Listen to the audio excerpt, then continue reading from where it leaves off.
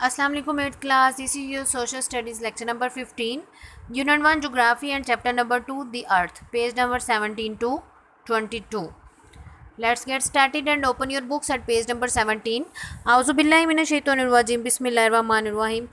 As I have told you in the previous lecture that due to the shortage of time, I have point out the important points of from the reading, and I will teach you these points. But after listening the lecture, once again you have to read the thoroughly reading of your chapter of your book. Okay, students, let's get started. Auzubillahiminash-shaytanir-rajim. Bismillahir-rahmanir-rahim. Effects of currents. Currents also act like a spoon. They stir up the water and mix cold and warm, very salty and less salty water. We have seen what they do to countries near the sea, but they have other effects too. ये एक spoon की तरह काम करते हैं, ठंडे और गर्म पानी को भी मिक्स कर देती हैं, सॉल्टी एंड साल्टी वाटर को भी मिक्स करती हैं, और हमने देखा है कि ये किन कंट्रीज़ में क्या क्या कुछ कर चुकी हैं. The cold currents coming from the Arctic are very rich in plankton, little very teeny sea creatures rather like small insects on land, and so attract many fish which feed on them. ये बहुत ज़्यादा plankton जो है उसकी quantity Antarctic में आती है, जिसमें छोटे छोटे समुद्री कीड़े वगैरह और पौधे वगैरह होते हैं जो कि दूसरी फिशेस के लिए खाना है. The west coast of South America, South Africa and Australia are among the richest fishing grounds in the world. ठीक है, South America, South Africa, Australia, ये फिशिंग के लिए बहुत अच्छे इलाके हैं. Currents are also distribute plants around the world. The best example of this is coconut, which is native to Southeast Asia. ये प्लांट्स को भी इधर उधर फैलाने में बहुत हेल्पफुल हैं. जैसे कि कोकोनट क्या होता है, वो उसके ऊपर वो बाल से होते हैं ना कोकोनट की शेल पे, वो उसकी वजह से पानी के ऊपर तैरता रहता है. तैरते तैरते वो डिफरेंट इलाकों में पहुँचता है, डिफरेंट आइलैंड्स पे पहुँचता है, और वहाँ पर कोकोनट ट्रीज़ जो हैं वो बनते हैं. करंट्स में have helped people in early times to move about the earth. ये लोगों को अर्थ में मूव करने के लिए भी हेल्प करती थी. In 1947 a Norwegian scientist Thor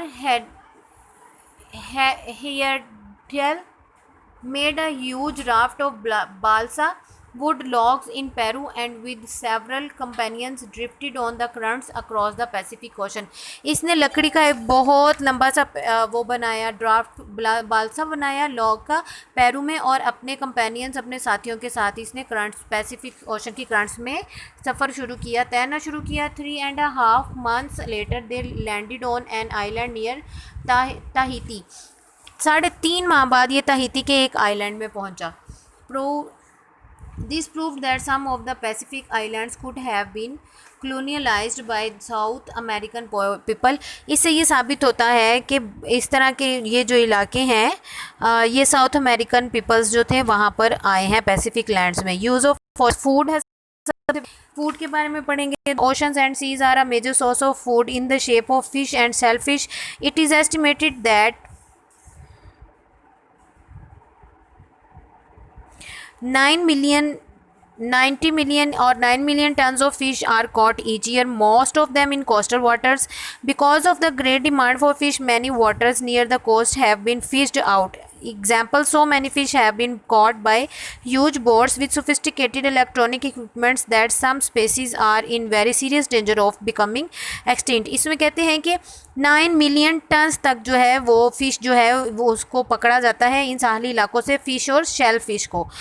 इसकी वजह से फ़िश, क्योंकि फ़िश की डिमांड ज़्यादा है तो फ़िश को पकड़ा भी ज़्यादा जाता है, जो कि इसमें बोट्स यूज़ की जाती हैं, इलेक्ट्रॉनिक इक्विपमेंट यूज़ किए जाते हैं, जो कि समुद्री हयातियात के लिए इतने नुकसानदेह हैं कि उनके ख़त्म होने के चांसेस हैं. Surprisingly, only 60% of fish caught is used for human food. The remaining 40% is used for making into fish meal for feeding animals or for processing into fertilizer. 60% fish खाने के लिए यूज़ होती है, 40% fish को fish meal बनाने के लिए use किया जाता है, जो कि एनिमल्स के लिए बनता है या फिर उससे फर्टिलाइज़र्स बनते हैं. नेक्स्ट वन है whaling. Whales are not fish but warm-blooded mammals and have been hunted for earliest times. There are many types of whales, the largest being the baleen blue whale, which can be up to 33 meters long and weight 190 tons.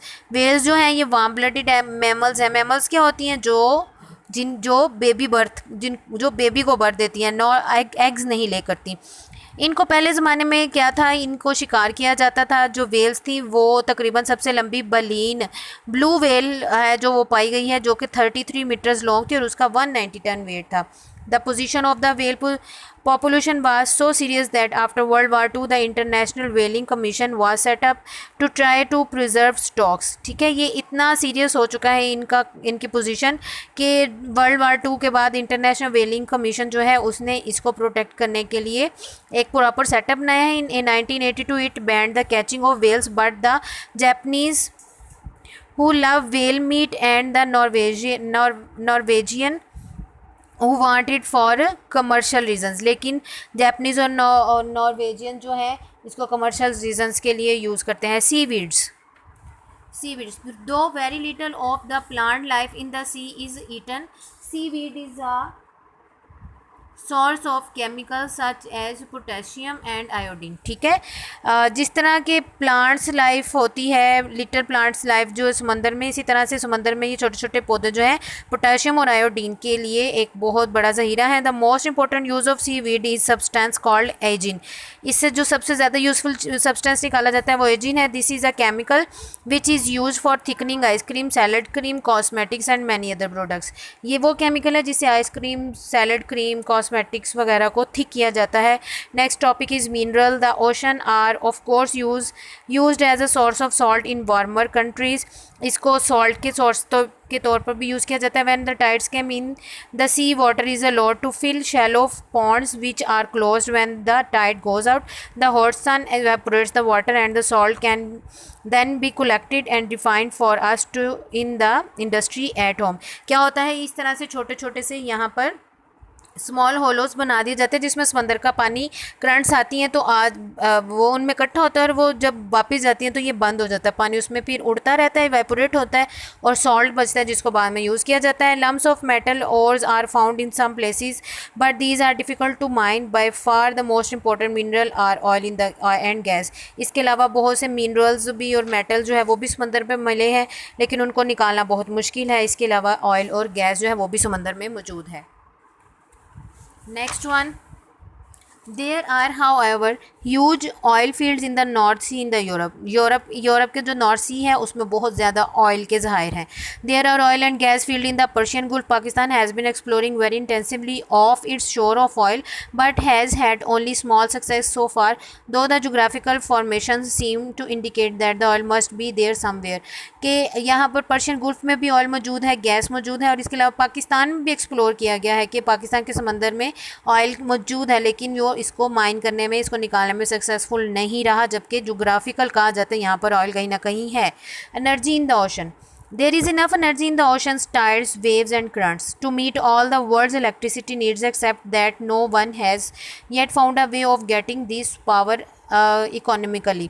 इतनी ज़्यादा energy है ocean की, जो tides हैं उनके अंदर, waves के अंदर, करंट्स के अंदर, कि उनसे इलेक्ट्रिसिटी बनाई जा सकती है लेकिन अभी तक इसको बनाने में कोई भी कामयाब नहीं हो सका। उसमें यह है कि टरबाइंस जो है वो पानी जब ज़ोर से आगे लगेगा तो टरबाइंस घूमे, जो एनर्जी पैदा होगी वो सेव की जाए और फिर एज इलेक्ट्रिसिटी उसको कन्वर्ट करके यूज़ किया जाए, लेकिन अभी इस पर काम नहीं हुआ। Weathering is the process by which landforms such as rocks, cliffs, beaches and even soil are eroded over a period of time। weathering कहते हैं जब soil, rocks वगैरह इरोड हो, ख़त्म होती जाए, बह जाए पानी के साथ। ये देखिए कराची में ये 30 ईयर्स पहले की फ्योर्ड पिक है, ये देखिए किस तरह की रॉक थी लेकिन ये पानी के साथ बहती बहती, मट्टी बहती बहती आज इस तरह बन चुकी है। इसको weathering कहते हैं।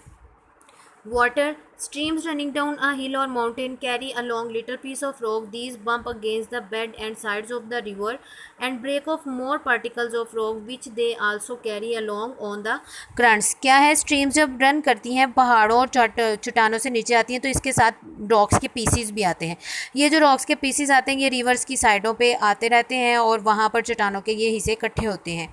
ये जो है अपने साथ अलोंग ऑन द करंट्स, ये जो करंट्स वगैरह हैं उनके साथ भी ये जो हैं बहते हैं।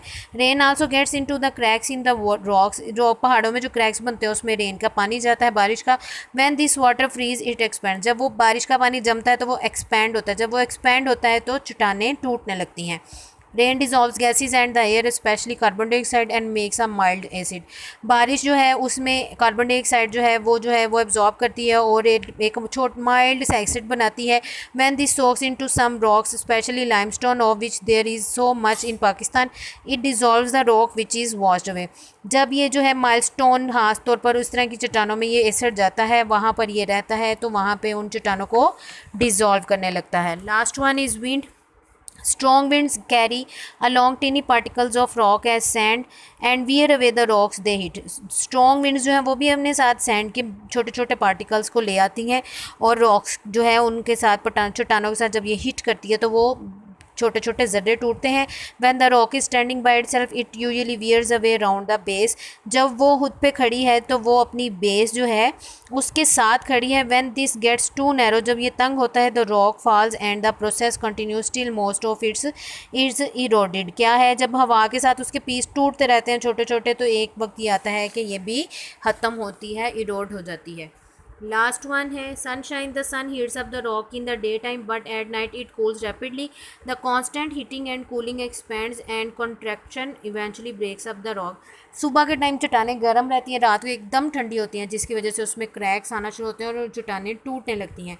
Extreme temperature are also responsible for erosion. इसी तरह से इरोशन के लिए सख्त जो टेम्परेचर है वो भी जो है ये रिस्पॉन्सिबल है।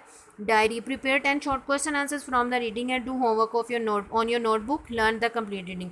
इस रीडिंग से हमने 10 शॉर्ट क्वेश्चन आंसर्स अपनी नोटबुक पे लिखने हैं और इस रीडिंग को हमने लर्न करना है। Take care, best of luck, अल्लाह हाफिज़।